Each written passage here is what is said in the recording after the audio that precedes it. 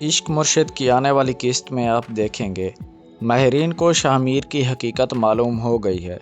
شاہ میر اب اپنی اصلیت زیادہ دیر تک چھپا نہیں سکتا۔ وہ شاہ میر کا سچ سب کے سامنے لا کر رہے گی، کیونکہ شاہ میر شبرا کے سامنے فضل بخش بنا پھرتا ہے۔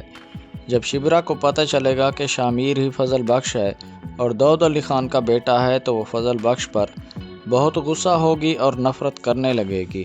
شبرا فضل بخش سے کہے گی کہ تم نے مجھے دھوکے میں کیوں رکھا ہے؟